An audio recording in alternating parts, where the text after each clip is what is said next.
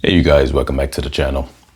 And today we're just wishing everybody a Merry Christmas for the holidays and everything, and hoping that you guys, enjoy this time of the year. And whether or not you celebrate Christmas or not really is irrelevant. Enjoy this time. People have off from work, they have off from school. Enjoy this time with your family regardless. And that's pretty much that. On a side note, we're just gonna do a little bit of rant in this video. Besides for just wishing you guys, happy holidays and merry times and just positive vibes and whatnot. One, I want to start with, if you do celebrate the holidays, make sure that you guys spend time with family this year, every year, but specifically starting now. If you haven't before, spend time with family. Spend time with close friends. If you don't have anybody's home that you go to, if the festivities aren't at your home, if you don't have kids, if you're, if you do have kids, but maybe they're older, and you're older and they're older, so they're at that age where maybe they're in their mid-20s and you guys don't really kind of get together like that, or whatever the case is, find some place to go. Don't stay alone for the holidays. This completely can affect your mood. It can affect just the positive vibes. And so we always preach on this channel about people being positive, making change in their life, bettering their life. One thing that starts with is putting yourself around positive company, family, good friends. Don't put yourself in an element where during the holidays, you're alone. That's very important because it's going to affect the way you feel. It's going to affect your outlook on life. You don't want to have those moments where you're looking at life and you're thinking to yourself, like, for the holidays, you're alone, and other people, they have family, they have friends, this and that, maybe your colleagues, and everyone talks about at the end of the holiday season, everyone comes back. Some people are off for like a whole week or whatever. They come back after New Year's or whatever the case is.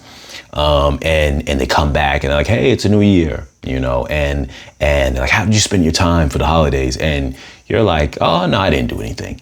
And regardless of whether you think it or not, subconsciously, that's going to affect you. It's going to affect you. It's going to make you feel a certain way that everyone else is like, yeah, I had a good time. I spent time with family. We really had a good time. And you're thinking to yourself, you sat at home by yourself because you're like, whatever, I had no one to spend holidays with, or I didn't want to, whatever, I didn't feel like it, or whatever the case is. Don't be that person. It affects your mood. It affects your outlook on life. It affects everything. These are all little factors that create an energy, a mentality, a vibe that makes you not want to thrive as much. Now, I'm not saying it's going to be end all, be all of all things, and it's going to ruin your life. But these little things help. They really do help, because those are the rewards for living a fruitful life, living a driven life, is spending time with your family and friends during the holidays and seeing, that you guys you got here on that journey, you continued forward, and, you get to reap those rewards of keeping those bonds or pushing forward, or family time, whatever the case is, however you view it. But so that's one thing I just really want to point out is, don't be alone for the holidays. If you got to find someone, whether it's some friends, family, extended family, whatever it is, don't be alone for the holidays if you could avoid it. So try to set up those plans if you can. In addition, just like I said before, hope everybody enjoys the holiday season. It's time to start, after you guys enjoy yourself, you have fun, it's time to start setting up your goals for the next year. Obviously, they always say that, set your New Year's resolutions. Most people don't really take it seriously. I know it might seem cliche, but definitely every year that goes by is a countdown towards I don't want to use the word end of your life. I'll rather use, because that's going to sound wrong. It's going to come out wrong. I will say towards the final phase of where you should be relaxing, your retirement, your end goal, that phase of your life where you get to sit back and relax and enjoy. And so every year that passes is a year, off the books that you should have been pushing forward to get to that goal. And, sometimes we get caught up in the routine of just the years passing by, and we're not seeing the works that we should be doing come to fruition, or the payoff from it, or, have our goals set, or we'll get to that another year. Oh, another year's passed, we'll get to that, whatever.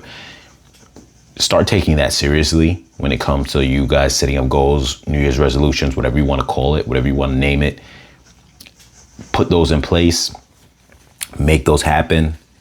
Don't make each goal too large that it's impossible to accomplish. Sometimes start or aim for just a year-to-year basis. You could set aside like a 5-year plan and a 10-year plan, but each 1-year plan should not be an overload, So do not set up this kind of idea, because a lot of people sometimes do this. They'll say, from a New Year's resolution, I want to get better financially. I have this goal I want to reach. I want to lose all the weight I have, and I want to be super fit, and I want to be, on point with this. Maybe they're bad with time management. I want to be better with my time management. I want to, and they have this whole list of different things that they want to do. And the list is so huge, it legit is a Santa Claus list. And, you can't make that happen. Sometimes the task is, you give yourself a big task is too much. And then what happens is that when you look at how far it is to reach those goals in just a year's time, it's too much. It becomes overwhelming, and then you don't do it. Stop doing that if you're that type to do that. I know a lot of people who do that when it comes to dieting. They say, oh, it's going to be all or nothing. So I'm going to cut off every single bad food that I would ever eat all year round. And I'm not eating it at all. And then just a week later, or not even a month later, at least that's the most, maybe a month, or half a month. And they'll start going right back to those bad habits because they gave themselves a task that is too overwhelming to make. Don't do that. For a New Year's resolution or goals or whatever the case is, set things to be realistic. Don't say, I'm gonna, get in the gym and I'm gonna go to the gym every day. I'm gonna sign up for a gym membership. I'm losing all my weight if I feel like I'm a little heavy, or I'm out of shape. If I feel like I could tone up a little bit, I'm gonna go to the gym and I'm gonna go there every day. Don't do that, because you're not gonna do it. Set something up that's more realistic. Say, you know what? Every day, set a time frame. If sometimes it's hard to get a certain time frame, what I like to do is I like to do a little brief workout after I get out the shower, because I know sometimes you got to be woken up, and sometimes the shower wakes you up. Whenever your time frame is, say to yourself, maybe I'm gonna do a couple of push-ups. If you're a guy, I don't know if women like to do the push-ups. Maybe they like to do other exercises to tone up other parts of their body. But this is just an example, and obviously find what suits you or suits the area of your body that you're trying to work out. But as far as like a guy might say, I want to do some push-ups. So in that case, say to yourself, every day I'm going to do 10 push-ups. That's not a crazy amount. It's not something you can't do. It's not a goal you can't make. You're not going to the gym. You're not going outside. You don't have to have this excuse like, oh, I couldn't make it today after the gym. I came from work, I'm tired, or whatever the case is. Right when you get up in the morning, take your shower, then drop down on the floor, give yourself like 10 push-ups. Simple as that. You come home, if you could add the extra 10 when you come home as well, cool. If you can't, just stick with the 10 that you did in the daytime. That's fine. Then guess what? Every day do that. Every day, because it's only 10. You're not asking for a lot. If you start getting to the point where you can start increasing a little bit more, you're not going to do a whole bunch more reps or whatever. You might just add 2. Maybe like after a month of doing the 10, now you go, cool, I'm going to add 2 extra. So now I'm going to do 12. Every day I'm going to do 12. And then maybe after 2 months of that, you're like, cool, I feel I'm getting a little stronger. I'll try to do 14 a day. And you do that. But those small little goals like that are attainable, and they're reasonable, and they're not over the top, and they're something that you can do. As far as budgeting, say to yourself, you know what? Maybe if I would go out 4 times a month to go eat with friends and this and that. Some people do it 8 times a month because they go on both their days off of the week. But let's say if you did, 4 times out of the month, maybe cut that down just by 1. Cut that down just by 1, because that right there could be like $50 in your pocket. Cut that down for 1 and just put that aside. Start small goals. Don't go over the top, because then you never reach your goals. Small goals, and once you get kind of trained and accustomed to them and you start seeing the little bit of difference that it's making, that's when you start pushing it up, because you get inspired. So that's my advice to you guys for the season, for the holiday season, for next year's goals. Implement things that are not over the top, that you can actually manage. Even also too, as I mentioned in the past, I mentioned this, over a year ago now, about, shaping the dynamic of the people that you hang around. If you got one bad influence in your life, maybe you have multiple.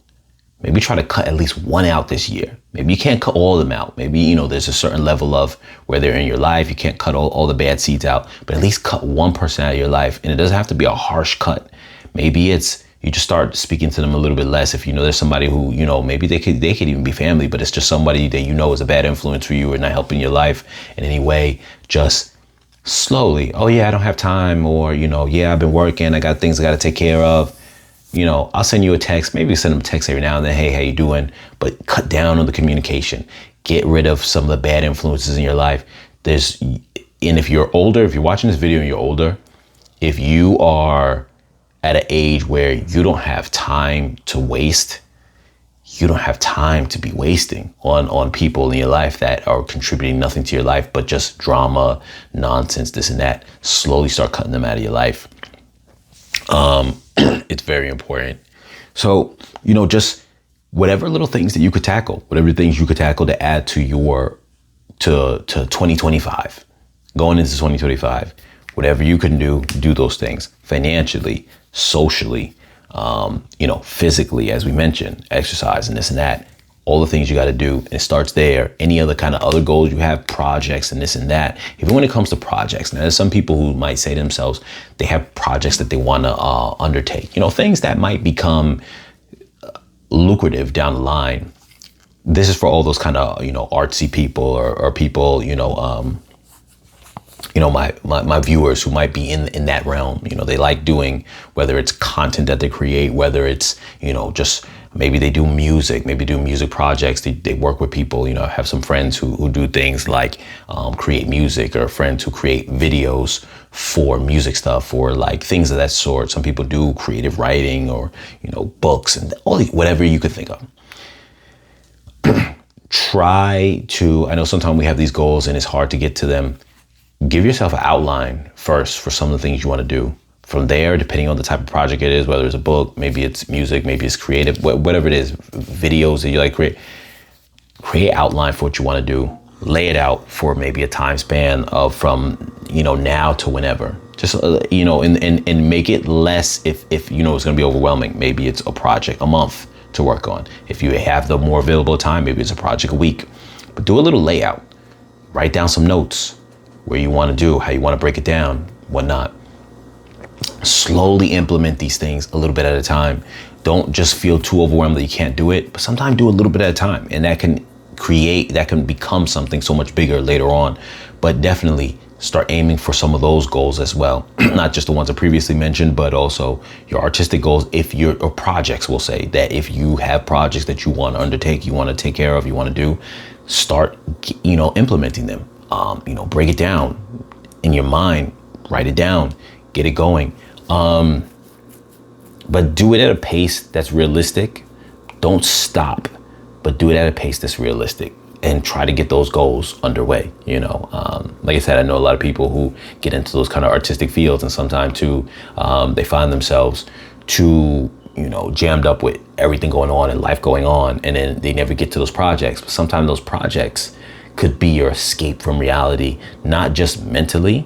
They could be your escape from reality financially, that the day that they blow up or that they work, or, like I said, if it's a project that's aimed to be lucrative and it's not just a pastime for fun, and it's something that you want to grow big, those projects can be your escape from the reality that you're living in. They could be how you're going to better yourself. So always put a little bit of time into those projects. Don't just sit back and not do anything with them.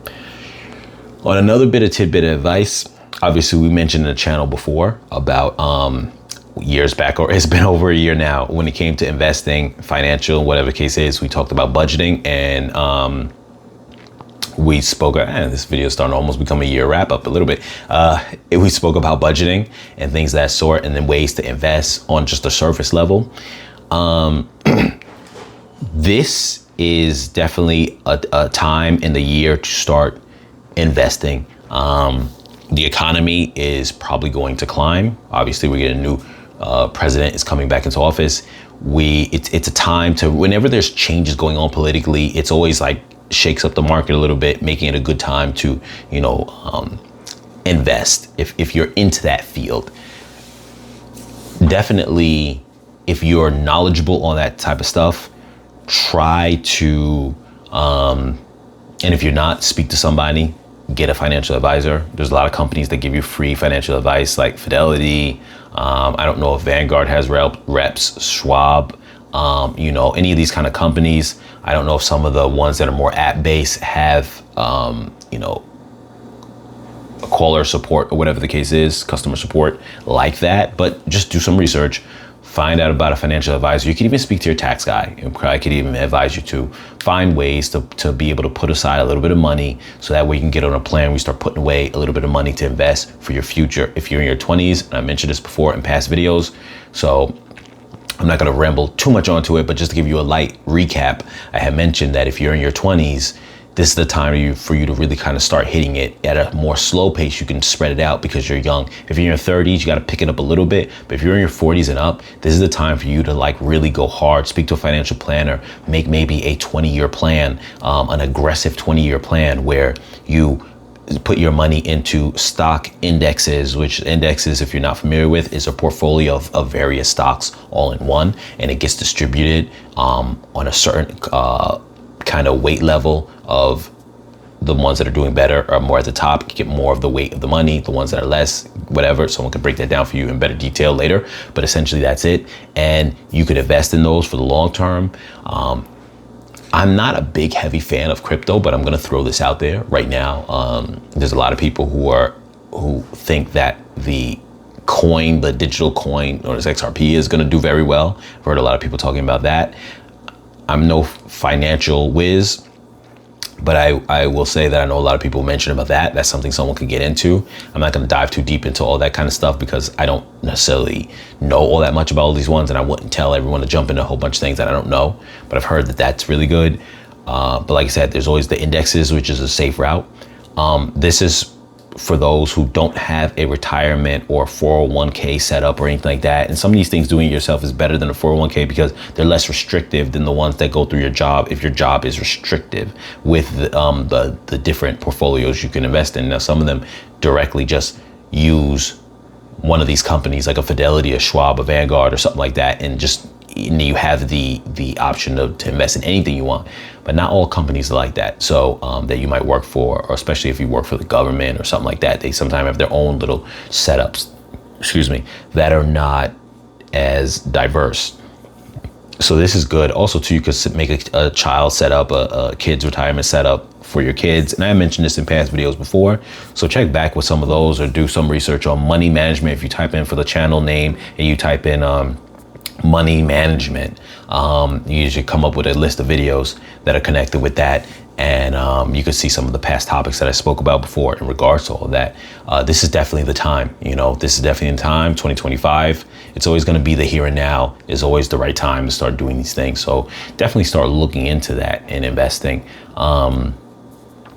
I mentioned also in past videos about if you want to invest in property. Now that's a bigger undertaking than just you investing in a couple of stocks or stock portfolios and putting things away for the long term.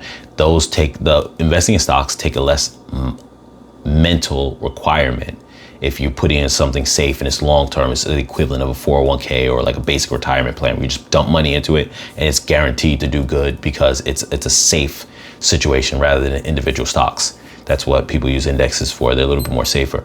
But with that being said, if you're the type of person who wants to go into something like real estate, really, it's not that hard. But I would tell you, one, just some quick tips really fast. You invest in a multifamily property if you live in near or around a big city. That way you can make your return back in terms of rent. If you live in a small town, you can do a single family house and rent it out often, and it's still enough to maintain. But that's usually the way that you kind of afford being able to buy a house these days if you're just average income, because it's not easy. But like I said, if you have a setup where maybe it's a multifamily, and say if it's got a basement, so if it's 2.5 family home and it's got a basement, you could live in the basement and let everything else rent itself out. Sometimes it's tough initially where you got to get tenants, but once you do, you will be able to self-sustain. Just a little bit of tips for as far as if you want to go that route. Getting into property, getting into real estate is not hard, but it's not easy either. It's not hard in terms of it's not complicated. It's not easy because it does, if you're not super well off and you're an average income earner like most people, it does take a lot of crunching of the numbers and being disciplined in terms of, saving your money and being on point with things. And you might have moments where you're pushed to the brink where you're like, I have no expendable income. I'm just barely able to pay the bills until maybe I got a tenant or I got the situation the way I need it to be. But that is something to jump into as well. Like I said, this turned into a little bit of a recap for the year, but so might as well jump into a few other topics as well. When it comes to relationships, be mindful. In 2025, we obviously know the times have changed. I spoke about that on this channel a lot as well. Times are different. You're going to have to move differently. Do not expect things to ever be the norm, what was considered to be the norm way back in the days. Whether you're a man or a woman, you get a 9-to-5 job, you go just find a spouse. You guys have the whole house, 2.5 kids, however they say it, and all this kind of whatever basic stuff. Those days are over. The attention span of people these days are a lot shorter. The demands for everybody these days are a lot larger. We've lost a certain flow or equilibrium where no one is really on point with a structure anymore. It's just whatever everyone wants, go after that thing. And most people, what they want don't align because most people want everything their way and they aren't caring about a structure that says they have to give back to the person that they're with or their partner. So we're in a phase now in the world where everyone's just, I want everything my way, and I don't care that you get it your way, which causes a lot of people to be in and out of relationships, and the dating world is crazy. My point is, for 2025, focus on making yourself better, protecting yourself, protecting your finances. Number one, whether you're a woman or a man, protecting your finances so they're not vulnerable to someone else getting them, because the dating market is so crazy that in the relationship world is so crazy that someone nowadays can easily be looking to take everything from you. So it's important for you to focus on yourself, better yourself. As I always will promote on this channel, better yourself mentally, financially, emotionally, socially, and just increase yourself in every single way, and then protect yourself after that. Once you've built yourself up, protect yourself. Then approach relationships and dating and that whole realm from a perspective of that you can't get harmed by it. That doesn't mean to be a pessimist or think negative about things, but you just want to protect yourself, because in this new age, that is the world that we live in now. So if you're fully protected, you can now go out there into the world dating freely without worrying about someone harming your core life. Because right now it's about protecting that core life. Like I said, on this channel, we're all about building you up. So there's no point in building you up just for you to now be vulnerable for someone to destroy you and take all that away. So your goal is to build yourself up, protect your core, protect yourself, protect all the things that you've built up, your financial, your mental, your emotional, all that, protect it. And then from that point, it's easier for you to go out into the world and view the dating world as not the primary aspect of your life, which a lot of people used to do back in the days, make that the primary aspect of their life, but instead just make it a portion or percentage of your life, and a small percentage at that. Do not make it where it overwhelms all the other things that you have. Your core life that you've built up for yourself should be 75% of your life, and maybe 25% of your life can be the dating world that you enter. And if that dating world flakes and doesn't pan out the way you needed it to be, you aren't losing 100% of your life or 50% of your life. Maybe 25% of your life that you set aside for that has to be reevaluated, but your 75%, your core, the who you are, your finances, all that, your state of mind, your health, your well-being, your mental well-being, all that stress and all that is unscathed from anything that you fall out of. So that is important as well, just to dab on that aspect of things. And another thing too that we had mentioned earlier in the channel is your work life. Try to make, I know it's not always easy, try to make that as stress-free as possible. Always keep work at work. Don't bring it home. If you roll in circles that, you know, kind of make you feel uncomfortable at work, or maybe, you know, sometimes people work in environments, I think most work environments nowadays feel like they're the 13th grade, you know, where it's high school all over again. Try to make that a more healthier situation for yourself starting 2025, whether that means you have to speak to people and say supervisors that might get, you know, or your boss that might move you into a different space, not necessarily moving you up or down, but just in a different space where, you know, you can kind of start fresh or not be around the same people if they're toxic, or even if you're around those people.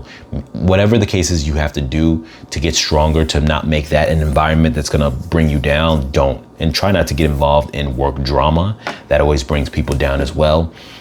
Really make that an important aim for yourself.